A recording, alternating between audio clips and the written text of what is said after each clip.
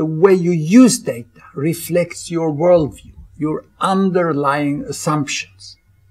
And very often you hear about the developing world, as if there were two worlds, one developed and one developing. And I just can't understand what people mean with this. Look here, if this was the developed world with 1 billion people, it sounds as if there was then a developing world here with 6 billion people.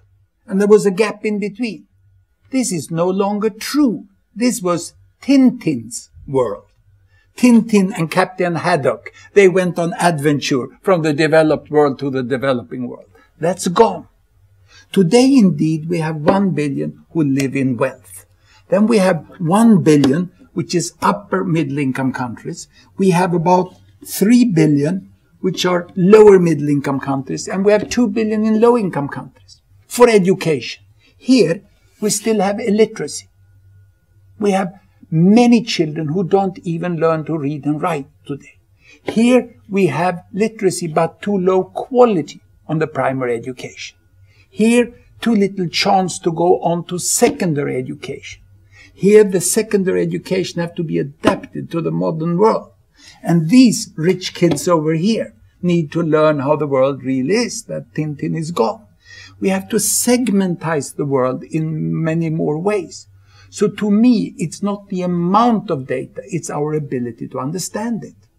And one of the worst ignorances we find is gender issues in education.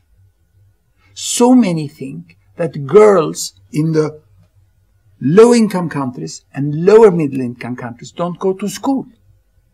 But the difference in the world today in schooling between 30-year-old men and 30-year-old women is just the difference from 8 years in school to 7 years in school.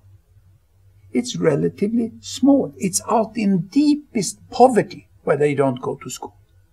And the richest part of the world, up here, the high-income countries, they want to discuss the world in terms that fit their context. And gender issues are indeed a problem throughout the world.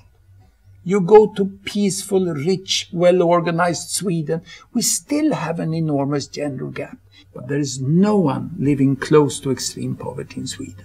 No one understands what it is not to have food for your children. So extreme poverty is underestimated as a cause of non-access to education. And gender issues are over-exaggerated. But, listen now, gender problems remain a big problem. If we take a world as a whole, the main cause of death for young women, 15 to 19 years old, today is suicide. Isn't that terrible? That means they have been to school, but they are immensely frustrated that they don't have the right and the ability and the possibility to use their capacity in the life as they see fit. And from that results a lot of tragic suicides in young women. Those are the facts we need to see, we need to get out.